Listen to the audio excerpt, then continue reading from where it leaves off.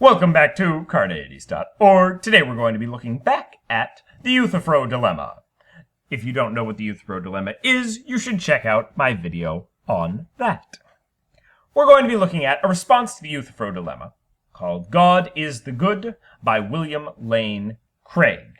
It's something that's been circulating out there in various videos on the internet. I wanted to check it out and see if I could offer a response. The dilemma goes as follows. If you don't remember, does God say things are good because they are good?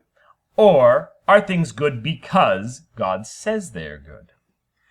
William Lane Craig claims that this is a false dilemma and that there's a third option.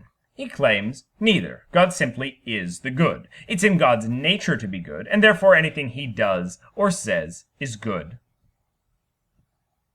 However, this seems to create a new dilemma that a number of people on the internet have mentioned.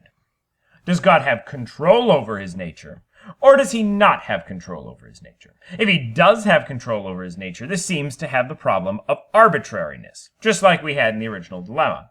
And if he does not have control over his nature, once again, God seems impotent. This seems like a pretty damning problem for the theist, but in the interest of charity, in the philosophical sense, I'm going to see if I can offer a response for the theist to get out of this new dilemma. It's not going to be a perfect response, but I'm going to do my best from that position. The theist's best recourse is to fall on the second horn of the dilemma and say God doesn't have control over his nature, but that does not lead to impotence. And here's why. Simply because God does not control his nature does not make him impotent. God has no more control over his goodness than his omnipotence. The rules of logic dictate what God can and cannot do. God cannot create a contradiction, just like we learned in the problem of evil. It makes no sense to ask what makes power powerful. God couldn't change what makes power powerful, no more than he could change what makes goodness good. And God is a maximally great being, and his nature is thus dictated. God couldn't be otherwise.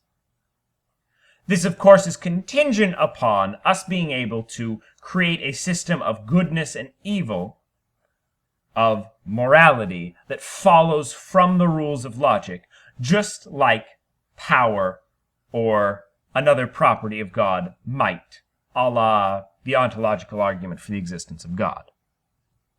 So, if you believe that goodness follows from logic, that goodness is something like perfection or omnipotence, then the theist seems to have an escape. But this seems to be a tall order for the theist to come up with a way that goodness does in fact follow from logic, just like the limits of power do. If you are a theist who believes they can do that, or you're someone who disagrees with this argument and you think you can find a hole in it, please submit your thoughts and criticisms in the comments below. Tune in to Carneades.org for more videos, and stay skeptical, everybody.